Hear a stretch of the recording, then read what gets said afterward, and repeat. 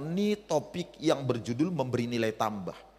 Apa yang saya bagikan hari ini pada kita sekalian merupakan alasan kenapa kita dipanggil untuk memberi nilai tambah bagi seseorang atau bagi sesama. Minggu pertama lalu kita bicara mengenai panggilan kita orang beriman adalah memberi nilai tambah. Lalu pada minggu kedua, Ibu dan Pak Lukas, Ibu Gembala dan Pak Lukas, saya titip tema, saya titip pesan untuk menyampaikan bagaimana yang dimaksud dengan hidup memberi nilai tambah itu. Hidup yang memberi nilai tambah itu seperti apa? Nah, itu sudah dikupas pada minggu kedua, yaitu minggu semalam. Setelah kita belajar bahwa panggilan kita orang beriman adalah memberi nilai tambah di tengah situasi, keadaan apapun. Lalu kita telah mengerti bagaimana yang dimaksud dengan hidup memberi nilai tambah itu. Maka pada hari ini saya akan bagikan kepada kita alasan kenapa panggilan kita memberi nilai tambah. Alasannya yang pertama adalah karena kita ditakdirkan untuk berbeda. Sekali lagi, alasan kenapa kita dipanggil untuk memberi nilai tambah, karena kita ditakdirkan untuk berbeda. Perhatikan apa yang dicatat 1 Petrus pasal 2 ayat 9. Kita baca bersama-sama ayat Alkitabnya, Ibu Bapak. Kalau saudara membawa Alkitab silakan buka, saudara bawa Alkitab elektronik juga boleh saudara buka. Yang bisa membaca slide yang muncul, saudara boleh baca bersama-sama. Dalam hitungan ketiga Ibu Bapak, 2, 3 ya. Tetapi kamulah bangsa yang terpilih, imamat yang rajani, bangsa yang kudus, umat kepunyaan Allah sendiri, supaya kamu memberitakan perbuatan-perbuatan yang besar dari Dia, yang telah memanggil kamu keluar dari kegelapan kepada terangnya yang ajaib. Perhatikan kalimat awal yang dicatat dalam ayat bacaan kita itu. Kalimatnya berbunyi, kamulah bangsa yang terpilih, imamat yang rajani, bangsa yang kudus, umat kepunyaan Allah sendiri. Kalimat kamulah bangsa yang terpilih, imamat yang rajani, bangsa yang kudus, umat kepunyaan Allah sendiri. Kalimat ini menjelaskan kepada kita sekalian bahwa setiap kita orang-orang percaya telah ditentukan atau telah ditakdirkan untuk menjadi berbeda dari orang-orang yang ada di sekitar kita, dari orang-orang yang tidak mengenal Tuhan, dari orang-orang yang dibangun dengan sistem-sistem duniawi. Setiap orang yang percaya kepada Kristus, orang-orang yang beriman, kita adalah orang-orang yang dipanggil, orang-orang yang telah ditetapkan, orang-orang yang telah ditentukan untuk menjadi berbeda dari kebanyakan orang. Kita ditakdirkan untuk lebih baik, lebih unggul, lebih menonjol dari kebanyakan orang, dari orang-orang yang ada di sekitar kita. Jadi ketika saudara menjadi orang yang percaya, ketika kita disebut sebagai orang beriman, bagian saudara tidak hanya sekedar menaruh iman dan percaya pada Kristus kemudian selesai. Panggilan dan tanggung jawab kita adalah menjadi berbeda dari mereka yang ada di sekitar kita. Berbeda dari kelompok komunitas di mana saudara tergabung. Berbeda dari orang-orang di mana saudara bekerja, di mana saudara bersama-sama dengan mereka dan tinggal bersama-sama dengan mereka. Panggilan kita berbeda dari mereka semuanya. Kita harus berbeda, lebih baik, lebih unggul, lebih menonjol, lebih maju dari mereka semuanya. Kita dipanggil berbeda itu adalah berbeda dalam hal tindakan kita, dalam cara bicara kita. Bahkan juga dalam cara kita menangani, mengurusi pekerjaan-pekerjaan yang dipercayakan kepada kita. Termasuk dalam gaya hidup yang kita bangun sehari-hari. Saya dan saudara dipanggil untuk menonjol, menjadi lebih baik dalam hal-hal ini. Dalam hal tindakan, saudara tidak boleh sama dengan orang-orang yang tidak mengenal Tuhan. Dalam hal berbicara Ibu Bapak, kita dipanggil, ditakdirkan untuk menjadi lebih baik, berbeda dari orang-orang yang ada di sekitar dalam hal berbicara. Dalam hal bekerja, dalam hal mengurusi atau menangani pekerjaan pun, kita telah ditentukan, dipanggil untuk menjadi berbeda dari orang-orang yang merupakan teman sekerja kita. Bahkan dalam hal membangun gaya hidup, menjalani hari-hari yang ada, kita dipanggil untuk berbeda dari semua orang-orang yang memperlihatkan gaya hidup keseharian mereka. Pendek kata ibu bapak, kita tidak boleh meniru kebiasaan-kebiasaan yang dibangun oleh orang-orang yang tidak mengenal Allah. Kita tidak boleh meniru sifat-sifat atau karakter-karakter yang diperlihatkan oleh orang-orang yang tidak mengenal Allah. Kita tidak boleh sama dengan mereka dan tidak boleh seperti mereka. Kita harus berbeda dengan mereka sekalian, baik dalam hal tindakan, dalam hal berbicara, dalam cara bekerja, bahkan dalam gaya hidup. Termasuk pemikiran-pemikiran kita orang-orang yang percaya, seharusnya pemikiran-pemikiran kita adalah pemikiran-pemikiran yang segar. Seharusnya kalimat-kalimat yang kita lepaskan adalah kalimat-kalimat yang memotivasi. Seharusnya hal-hal yang kita perlihatkan dalam tindak tanduk keseharian kita adalah hal-hal yang memberkati mereka sekalian.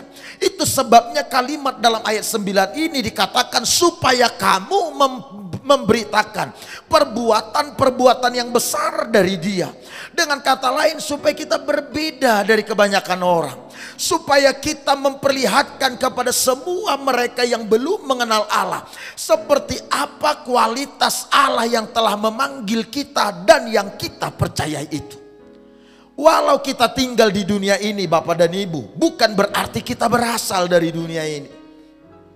Walau kita tinggal di dunia ini, bukan berarti dunia ini yang merupakan tujuan akhir dari kehidupan kita. Saya dan saudara telah ditentukan untuk tinggal di sebuah tempat yang sama sekali berbeda dengan dunia serta sistem-sistem yang berlaku di dalamnya ini. Saya dan saudara dipanggil, ditakdirkan, ditentukan untuk hidup di sebuah tempat yang sama sekali berbeda dengan dunia di mana kita hidup sekarang ini. Untuk alasan itulah kita pun ditakdirkan dan diminta untuk berbeda dalam tindakan-tindakan kita. Berbeda dalam cara kita berbicara, berbeda dalam cara kita mengurusi pekerjaan, mempertanggungjawabkan kepercayaan yang diberikan kepada kita, termasuk dalam membangun gaya hidup keseharian kita. Kenapa kita diminta berbeda dari orang-orang yang ada di sekitar kita? Karena perbedaan yang saudara perlihatkan, sifat serta pemikiran yang berbeda yang saudara perlihatkan dengan orang-orang di sekitar saudara, mencerminkan tempat yang merupakan tujuan yang akan kita datangi nanti, atau tempat kita berada nanti. Perbedaan tersebut mencerminkan seperti apa kualitas, asal serta tujuan akhir hidup kita, yaitu sorga yang mulia itu. Ketika saudara mengetahui tujuan hidup kita adalah sorga yang mulia, dan kewarganegaraan kita adalah warga negara sorgawi walau kita tinggal di dunia ini. Karena itulah kita harus mencerminkan kualitas, karakteristik, sifat-sifat, pemikiran-pemikiran sebagaimana yang merupakan tujuan atau asal kita, asal kewarganegaraan kita, yaitu dari sorga. Oleh karena itu ibu bapak saudara-saudara, jangan merasa asing kalau saudara berbeda dari orang lain, atau kalau saudara dimotivasi untuk muncul lebih menonjol, lebih baik dari orang-orang lain.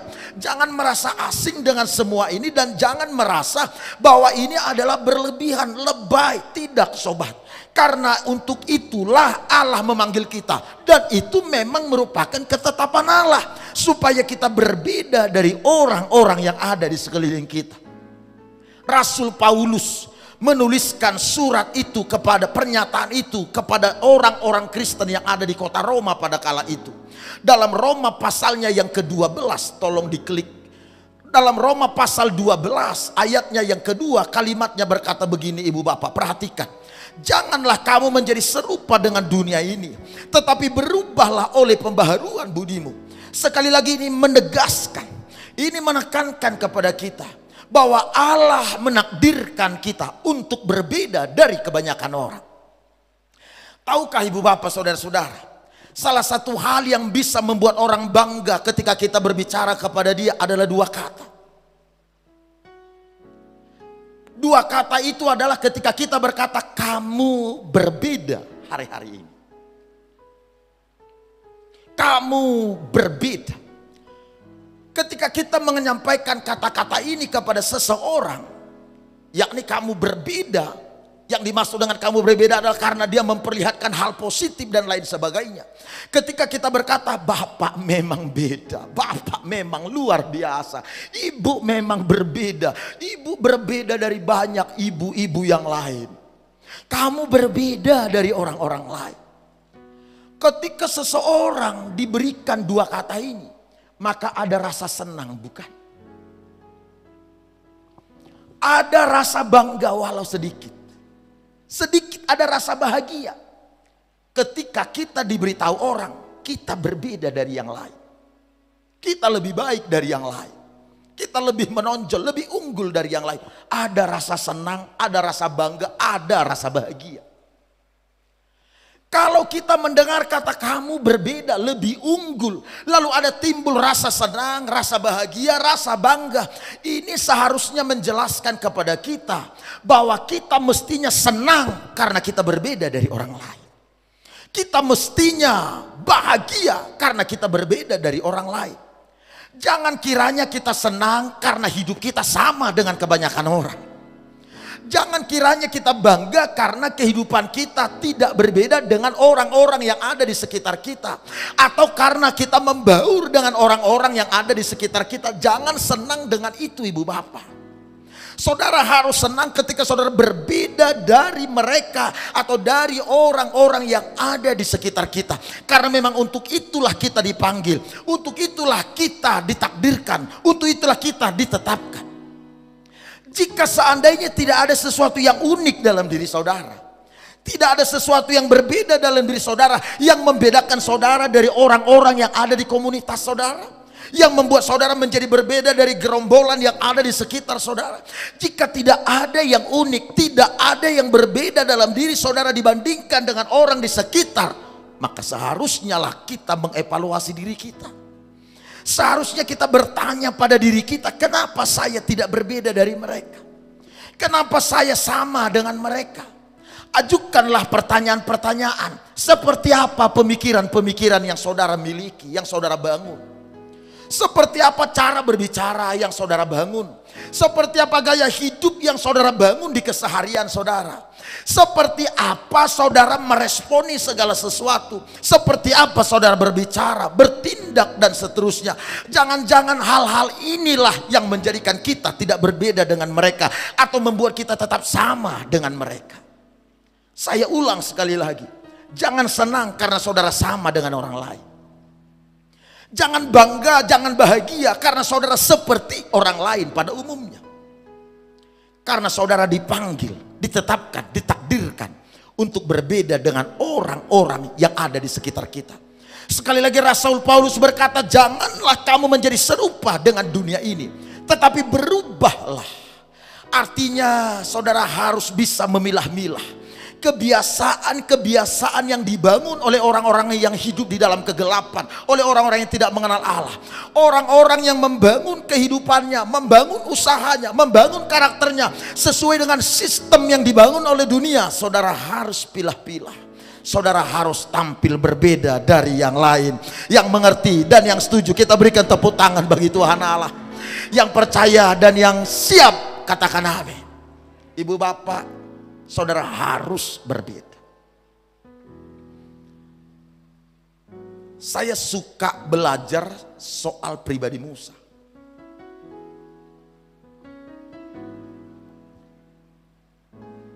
Dalam proses belajar saya, Musa ini kan salah satu pemimpin besar di Alkitab.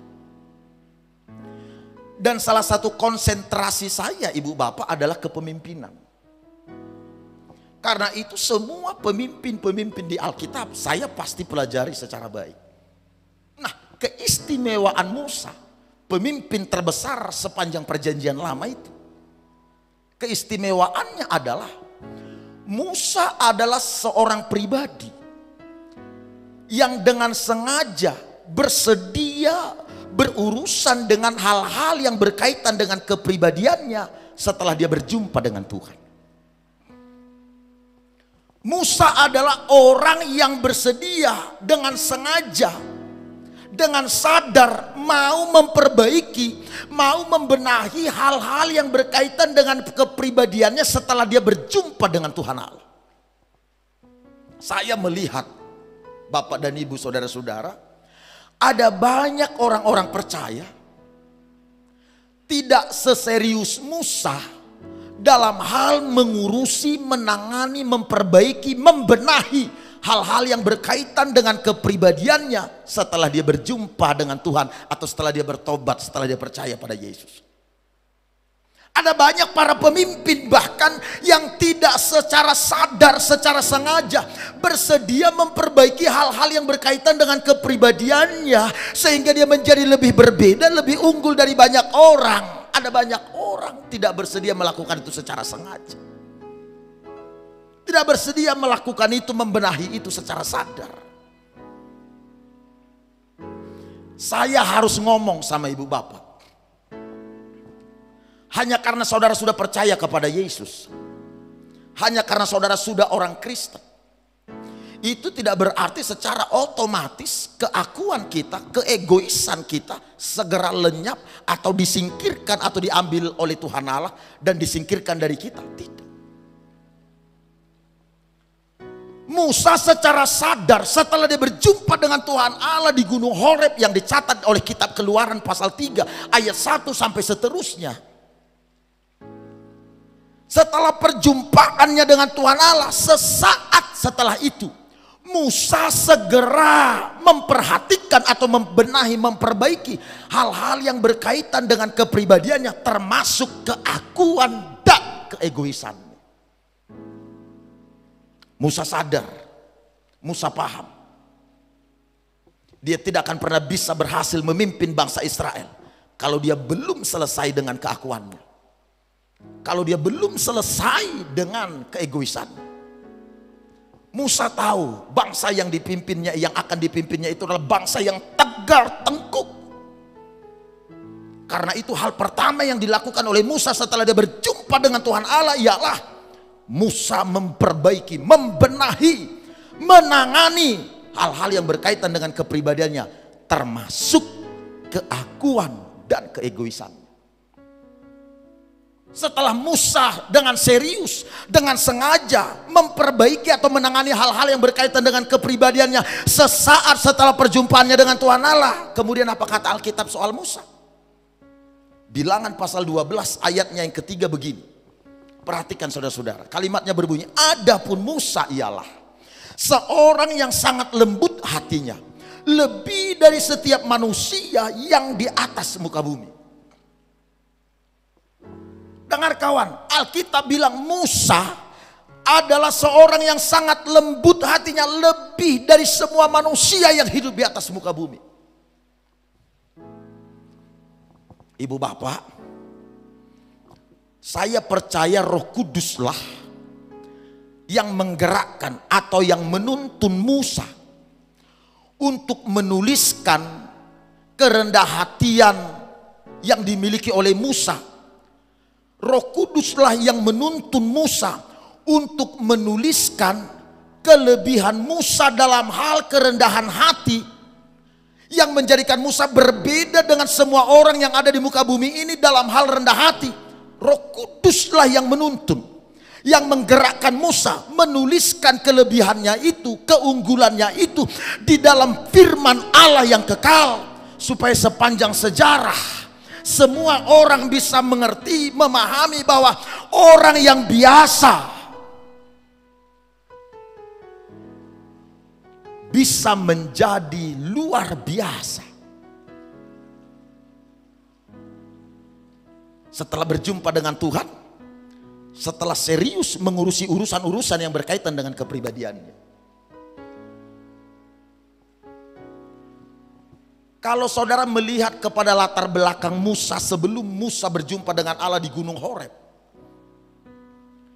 saudara akan menemukan Musa kehidupannya setelah berjumpa dengan Tuhan Allah dengan kehidupannya sebelum berjumpa dengan Tuhan Allah sangat kontras, Bapak Ibu, sangat berbeda dan berlawanan. Musa adalah seorang yang dibesarkan di istana Firaun, dibekali dengan berbagai disiplin ilmu untuk mempersiapkan dia menjadi raja berikutnya, atau sebagai seorang pangeran di istana Firaun. Memang dia harus dibekali dengan berbagai disiplin ilmu, berbagai pengetahuan, termasuklah pengetahuan-pengetahuan untuk membela diri. Oleh karena itu kita melihat Musa ini sebenarnya orang yang beringas. Dia tidak segan-segan menghilangkan nyawa seseorang ketika dia tahu seseorang itu melakukan hal yang salah. Makanya Musa pernah menjadi buronan Raja Firaun puluhan tahun lamanya. Kalau melihat latar belakang Musa yang begitu beringas, bagaimana mungkin dia bisa menjadi seorang yang paling lembut hatinya melebihi manusia yang ada di muka bumi ini. Kisah ini mengajarkan kepada kita, kalaupun latar belakang kita seperti apa buruknya, karakter kita seperti apa adanya tadi sebelum kita berjumpa dengan Tuhan, asal saudara bersedia menangani, membenahi, mengurusi hal-hal yang berkaitan dengan kepribadian, termasuk keakuan dan keegoisan, saudara bisa lebih menonjol dan lebih berbeda dari banyak orang. Yang mengerti tepuk tangan bagi Tuhan Allah. Yang setuju katakan amin. Kita bisa lebih berbeda dari mereka semua.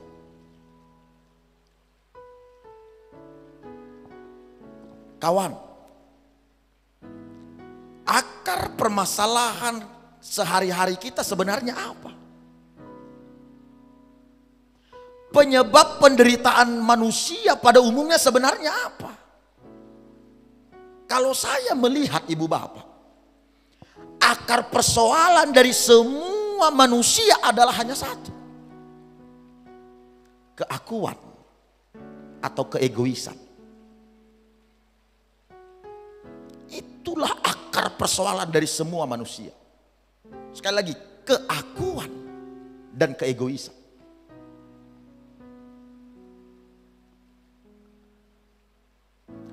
Orang yang tidak menangani keakuannya secara baik, orang yang tidak mengurusi egoismenya secara baik, orang yang tidak mati dengan keakuannya akan menjadi orang yang mudah tersinggung, akan menjadi orang yang mudah marah, akan menjadi orang yang mudah kecewa.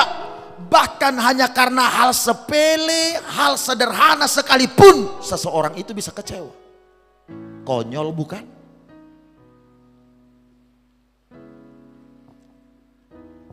Kenapa dia bisa kecewa? Hanya karena hal sepele, hanya karena hal yang sangat sederhana sebenarnya. Kenapa dia bisa marah, tersinggung, terluka? Karena dia berpusat pada diri sendiri. Karena dia fokus pada diri sendiri.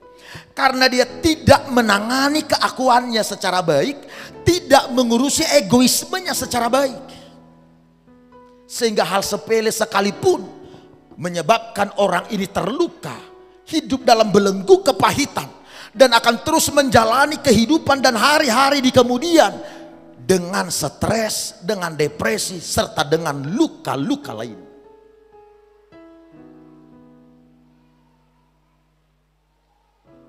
Jangan mengira hanya karena saudara percaya pada Allah, atau hanya karena saudara datang ke hadirat Allah setiap kali saudara berdoa, setiap kali saudara beribadah, jangan mengira Allah secara otomatis melenyapkan, menyingkirkan keakuan saudara, atau menarik dan membunuh habis semua keegoisan saudara. Tidak, Pak.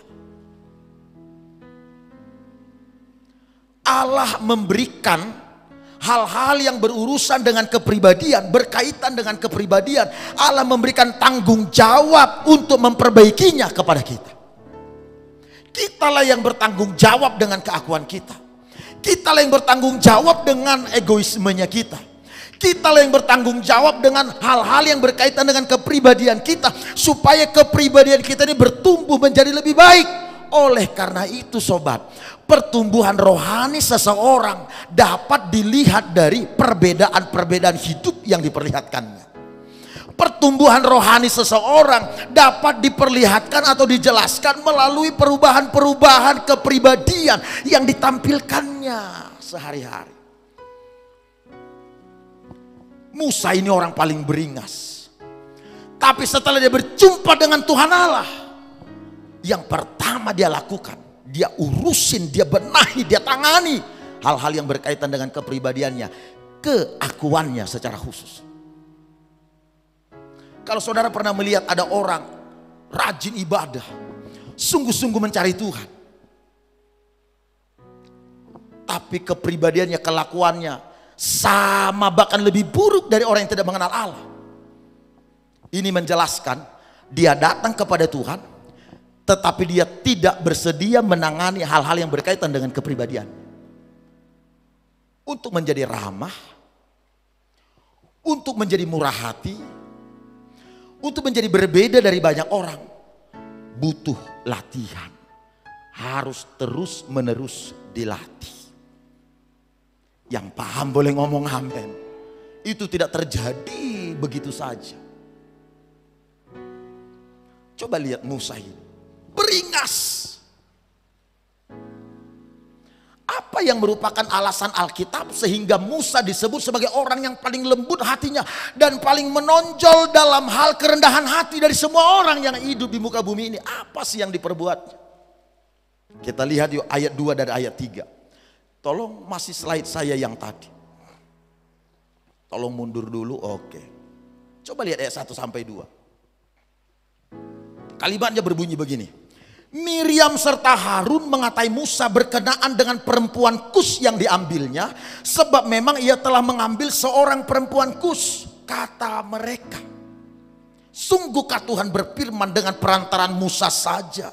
Bukankah dengan perantaran kita juga ia berfirman? Dan kedengaranlah hal itu kepada Tuhan. Miriam dan Harun adalah saudara-saudaranya Musa. Kakak-kakaknya Musa. Hanya dalam hal Musa jatuh hati pada perempuan Kus yang bukan orang Yahudi. Orang yang berkulit hitam manis. Mungkin ini Bruce Sembiring ini. Karena ada lagu Biring Manggis. Orang yang berwarna kulit hitam manis, perempuan Kus. Hanya karena Musa jatuh hati pada perempuan itu. Saudara-saudara sedarahnya Musa menolak Musa di hadapan orang-orang Israel. Saudara-saudaranya Musa mengata-ngatai Musa, menghujat Musa, memfitnah Musa, menuduhkan hal-hal yang macam-macam kepada Musa. Bahkan mereka berkata tentang Musa, emang Tuhan hanya bicara melalui dia, kita juga Tuhan bisa pakai. Kata Harun dan Miriam. Kalau Musa bukan orang yang sudah menangani kepribadiannya, keakuannya, keegoisannya, saya yakin dia mudah tangani orang ini. Satu kali lipat barangkali bisa jadi patah 4 ini. Satu kali sentuh barangkali bisa patah bagian tangan, bagian kaki di Harun. Tapi dengar, setelah mendengar dan melihat perlakuan kakak-kakaknya Musa ini, yang dilakukan oleh Musa, kata Alkitab apa? Musa tidak sibuk membenarkan diri. Musa tidak sibuk membela diri. Yang dilakukan Musa ialah dia lari tersungkur di hadirat Allah. Dia berdoa kepada Tuhan. Dan dia doakan mereka yang telah mengata-ngatai dia. Itu sebabnya kalimatnya berkata, dan kedengaranlah hal itu kepada Tuhan. Karena Musa doakan, sampaikan kepada Tuhan. Kenapa Musa doakan mereka? Kenapa Musa lari di hadirat Tuhan meminta dan membawa nama-nama ini ke dalam doa? Kenapa? Karena Musa ngerti orang-orang yang sedang mengata-ngatai dia, menghujat dia, menolak dia, mereka sedang bermasalah besar dengan Tuhan yang dilayani dan yang memanggil Musa. Musa minta pengampunan pada mereka. Musa tidak bilang habisi saja Tuhan. Dah, ampuni mereka Tuhan, ampuni mereka. Inilah yang menyebabkan kenapa kemudian Alkitab menyebut Musa lebih menonjol dalam hal kerendahan hati dari sekian orang yang hidup di muka bumi ini. Tuhanlah yang tahu berapa puluh juta penduduk manusia yang hidup pada kala itu. Dan dari sekian puluh juta penduduk manusia yang ada di muka bumi, Musa berbeda seorang diri, lebih menonjol dari mereka semuanya. Karena dia menangani hal-hal yang berkaitan dengan kepribadiannya, keakuannya. Sobat, jangan hanya datang menyembah Tuhan, jangan hanya datang bersyukur pada Tuhan. Tanganilah hal-hal yang berkaitan dengan kepribadian kita, yang membuat kita tidak bisa berbeda dari orang lain. Kalau saudara peduli, saudara tangani secara sengaja, secara sadar, saudara akan menonjol dari kerumunan orang-orang yang ada di sekitar saudara. Yang setuju berikan tepuk tangan bagi Tuhan Allah. Yang percaya boleh katakan amin. Dengar, yang membedakan orang yang menghormati Tuhan dengan orang yang tidak, apa yang menjadi pembedanya yang sangat mencolok? Pembeda yang paling mencolok untuk membedakan antara orang yang menghormati Tuhan dengan orang yang tidak menghormati Tuhan, perbedaan yang paling mencolok apa? Perbedaannya adalah dalam hal ini: bagaimana seseorang memperlakukan orang lain. Itu adalah perbedaan yang paling mencolok dari seseorang dengan orang lain, dari orang yang tidak mengenal Tuhan dengan orang yang menghormati Tuhan. Bagaimana kita memperlakukan orang lain. Dengar ibu bapak, cara dunia memperlakukan orang-orang lain adalah persis seperti apa yang pantas mereka terima. Itulah cara dunia dalam memperlakukan orang-orang lain. Seperti apa yang patut mereka terima, seperti apa yang seharusnya layak mereka terima. Seperti itulah dunia mengajarkan atau memperlakukan orang-orang lain yang ada di sekitarnya. Makanya ada pepatah atau istilah orang bijak berkata begini: garuk dulu punggungku, maka aku akan menggaruk punggungmu. Datanglah ke pestaku, maka aku akan datang ke pestamu. Tolonglah dulu aku, maka aku akan menolongmu kemudian. Itulah cara yang diajarkan dunia dalam memperlakukan orang lain. Tetapi dengar, kalau kita sebagai orang beriman menjalani kehidupan kita dengan memperlakukan orang lain sesuai dengan apa yang patut mereka terima, maka dunia akan kacau balau. Hidup kita akan berantakan dan kacau balau. Sebab dengar ibu bapak, di luar Kristus, di luar kasih karunia, tidak ada seorang pun yang baik. Di luar Kristus, di luar kasih karunia, tidak ada seorang pun yang pantas diperlakukan baik. Kasarnya aku ngomong beginilah, di luar Kristus, diludahi pun muka kita, itu masih tergolong baik. Karena hukum Yahudi adalah tampar pipi kiri, balas lagi tampar pipi kirinya. Mata ganti mata, gigi ganti gigi. Itulah hukum di luar Kristus. Jadi saudara bisa membayangkan kalau seandainya Kristus tidak memberikan kepada kita kasih karunia, anugerah, kemurahan, maka tidak ada seorang pun yang pantas disebut yang baik dan pantas diperlakukan baik. Dunia ini akan penuh dengan orang-orang yang ompong, orang-orang yang buta sebelah, bahkan mungkin buta keduanya. Karena tak seorang pun yang pantas mendapat perlakuan yang baik. Tapi kemurahan Tuhan, kasih karunia Tuhan, membuat kita yang tidak pantas diperlakukan baik ini oleh Tuhan Allah, akhirnya kita diistimewakan dan diperkenan oleh Tuhan Allah. Karenanya kawan, jangan memperlakukan orang lain seperti apa dia sepatutnya atau seperti apa yang patut diterimanya. Saya beritahu, perlakukan orang-orang di sekitar saudara, dorong orang-orang di sekitar saudara untuk bertumbuh, untuk menjadi lebih baik. jadilah pemberi nilai tambah bagi mereka yang ada di sekitar kita.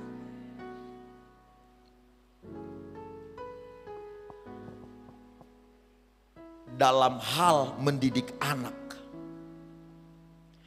pola mendidik anak yang paling alkitabiah adalah ketika kita mengajarkan kepada anak kita bahwa hidup bukanlah melulu soal dilayani setiap hari. Pola pengajaran yang alkitabiah terhadap anak-anak kita adalah mengajarkan kepada mereka bahwa hidup ini adalah bicara mengenai memberi dengan baik. Ajar dan latih mereka untuk memberikan pemberian, perhatian, pertolongan kepada orang-orang yang ada di sekitar. Karena itulah kehidupan yang sebenarnya. Bahkan kalau saudara ingin memberi, carilah orang yang tidak bisa membalas pemberian saudara. Maka saudara akan menerima balasannya dari sorga, dari Tuhan semesta alam. Kalau saudara memberikan kepada orang yang bisa membalasnya, ini dilakukan oleh orang-orang pada umumnya. Saudara tidak berbeda dari banyak orang. Tapi kalau saudara memberikan kepada orang yang tidak bisa membalasnya, Yesus ngomong, apa yang kamu perbuat pada saudaraku yang paling hina ini, kamu perbuat untukku. Sekali lagi sobat, mari kita mulai peduli dengan kepribadian kita, keakuan, keegoisan, tangani semuanya.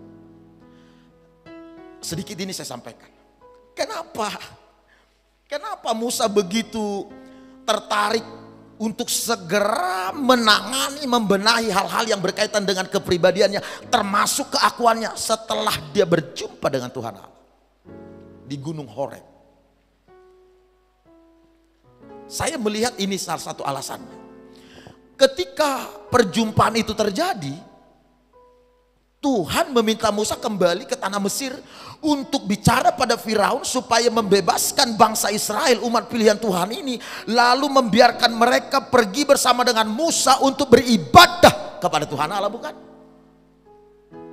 Dan ketika perintah itu diberikan kepada Musa, Musa ngomong begini nih, Tuhan, kalau nanti umatmu yang akan kutemui, yakni Israel itu, ketika aku jumpa sama mereka, bicara sama mereka bahwa Tuhan memang mengutus aku, lalu mereka bertanya, buktinya bahwa memang benar Tuhan mengutus dirimu untuk membawa kami keluar dari tanah Mesir. Pertanyaan kami, siapa nama Tuhan yang mengutusmu itu?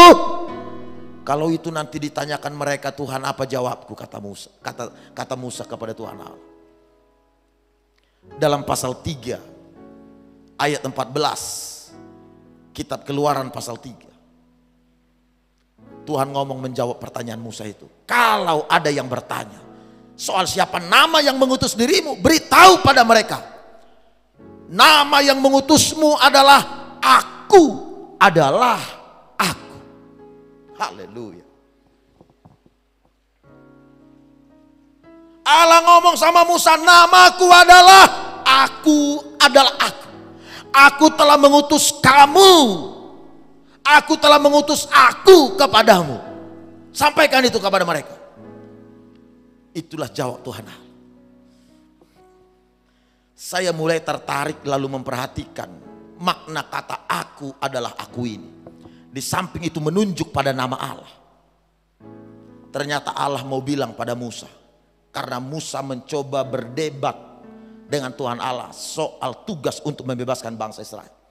Allah ngomong begini sama Musa, Musa, hanya aku satu-satunya yang boleh memiliki aku dan mempunyai aku. Yang lain tidak. Termasuk Firaun dan kamu juga. Hanya aku yang boleh memiliki aku. Karena akulah pencipta alam semesta. Akulah pemilik jagat raya. Akulah penguasa segala sesuatunya. Karenanya hanya aku yang boleh mempunyai aku. Tak seorang pun boleh memiliki aku dalam hidupnya. Mendengar itulah Musa segera peduli. Dan dia menyerahkan akunya kepada Tuhan. Karena hanya dialah pemilik aku. Sejak saat itu saudara lihat, Musa tidak pernah berbantah-bantah lagi kepada tugas yang dipercayakan Tuhan kepadanya. Dia pergi dan bebaskan bangsa Israel. Kawan, sekali lagi saya beritahu, Supaya saudara bisa berbeda dari kebanyakan orang, mulailah peduli dengan kepribadian kita. Terakhir saya tutup ini. Ini kan lagi rame istilah penyekatan. Saya ingin menggunakan istilah ini. Dengar sobat. Untuk bisa menjadi berbeda dari orang-orang lain, dari orang-orang yang ada di sekitar kita, lakukan penyekatan dalam diri saudara. Lakukan penyekatan dalam diri saudara terhadap pergaulan yang sembarangan, yakni orang-orang yang tidak menghormati Tuhan, orang-orang yang membuat saudara tetap terpuruk, tetap terluka, tetap hidup dalam mentalitas rata-rata, tetap nyaman dengan hal-hal biasa yang diwariskan atau dibangun oleh sistem dunia ini. Lakukan penyekatan. Mulailah terbuka dengan sahabat-sahabat mereka yang disebut bijak, yang nasihatnya bijak, bahkan yang mereka adalah orang-orang yang menghormati Allah. Akrablah dengan mereka yang mendorong saudara untuk berkembang, yang mendorong saudara maju, yang menarik keluar semua potensi hebat saudara. Akrablah dengan mereka yang menginginkan saudara berhasil, termotivasi menghadapi tantangan-tantangan yang ada. Nasihat Raja Salomo, raja paling berhasil di dunia pada kala itu apa? Amsal 13 ayat 20. Boleh kita baca sama-sama yuk ayatnya. 2-3 ya. Siapa bergaul dengan orang bijak menjadi bijak, tetapi siapa berteman dengan orang bebal menjadi malang. Yang mau disebut bijak boleh katakan amin. Yang mau bijak boleh katakan amin. Supaya saudara menjadi orang yang berbeda, menjadi orang yang bijak, lakukan penyekatan. Saudara bergaul dengan seorang penjudi, maka saudara kan jadi pemain judi. Saudara bersahabat dengan seorang peminum, tidak lama saudara akan menjadi seorang peminum. Saudara bergaul dengan orang-orang yang kecanduan apa saja, maka saudara akan menjadi orang seperti itu. Bergaullah dengan orang-orang yang menghormati Tuhan. Bergaullah dengan orang-orang yang memiliki kepribadian yang menjunjung tinggi integritas. Di tengah-tengah kerumunan, bahkan di tengah-tengah tekanan, dia tetap secara teratur menjaga hidup benar dan melakukan hal-hal yang benar. Saya telah menyadari bahwa lebih baik bekerja dengan satu orang yang cerdas daripada 10 orang tetapi rata-rata. Ini pentingnya bicara mengenai penyekatan itu. Saya menyadari bahwa lebih baik sendirian daripada berada dalam kumpulan orang yang salah. Kalau saudara masih jomblo, saya mau ngomong, lebih baik tidak menikah daripada saudara menikah dengan orang yang salah.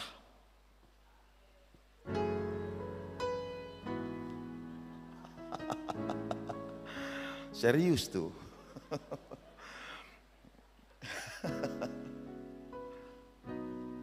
Daripada menikah dengan orang salah, akhirnya saudara menderita. Makanya harus berbeda. Saudara harus jauh berbeda.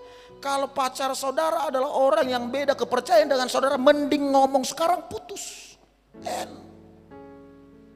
Kalau ditanya alasannya apa, ngomong kita berbeda. Makanya ada lagu Isabella, haleluya. Kisah 2 cinta beda negara. Saya mengerti dan menyadari satu hari percakapan dengan orang benar jauh lebih berharga daripada bertahun-tahun dengan para pemikir-pemikir buruk, para pakar-pakar negatif. Lakukan penyekatan supaya saudara bisa berbeda dari orang lain. Saya ajak kita menyanyikan nyanyian dan kita akan menyembah Tuhan. Haleluya.